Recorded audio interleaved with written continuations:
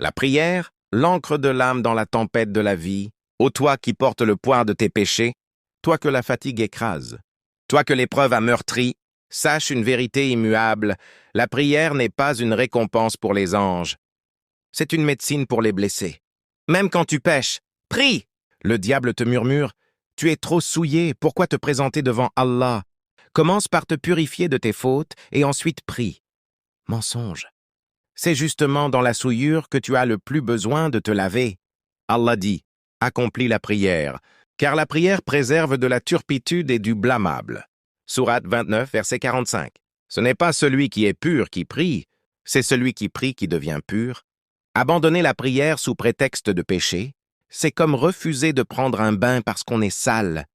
Le prophète, paix sur lui, a dit, « Celui qui commet un péché puis fait ses ablutions et prie, puis demande pardon à Allah. Allah lui pardonne. La prière efface les fautes.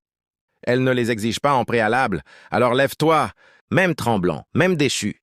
Tes prosternations lessivent ton âme, même quand tu es fatigué. Crie!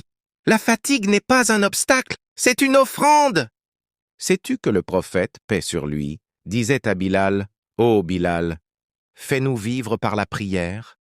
Il ne disait pas « repose-nous », mais « fais-nous vivre ». La prière est une recharge, non une dépense. Quand ton corps est lourd, que tes paupières brûlent, rappelle-toi que chaque inclination est une délivrance, chaque prosternation une libération.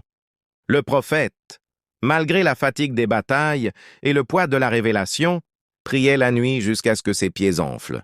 On lui dit, « Allah t'a pardonné tes péchés passés et futurs. » Il répondit, « Ne serais-je pas un serviteur reconnaissant ?» Alors ne dis pas « Je suis trop fatigué pour prier ». Dis plutôt « Je suis trop fatigué pour affronter ma vie sans prier ». La prière est le seul repos qui ne mène pas à l'abîme, même quand tout va mal. Prie, c'est dans le noir complet que la lumière est le plus précieuse. C'est sous la pluie que l'abri est le plus nécessaire. Tes larmes ne sont pas un handicap pour la prière, elles en sont l'essence. Quand le prophète était accablé de chagrin après la mort de son épouse, Khadija et de son oncle Abu Talib, quand les pierres pleuvaient sur lui à Taïf, qu'a-t-il fait? Il a levé les mains et prié. Et sa plus grande prière d'angoisse, Salat al-Khawf, est devenue une sunna. Allah dit, cherchez secours dans la patience et la prière. Certes, la prière est une lourde obligation, sauf pour les humbles. Sourate 2, verset 45. Le mot « lourde » ici ne parle pas de difficulté, il parle de poids. La prière pèse lourd sur les épaules de ceux qui ne voient pas sa valeur, mais pour le cœur brisé, elle est légère comme l'aile d'un oiseau vers l'horizon.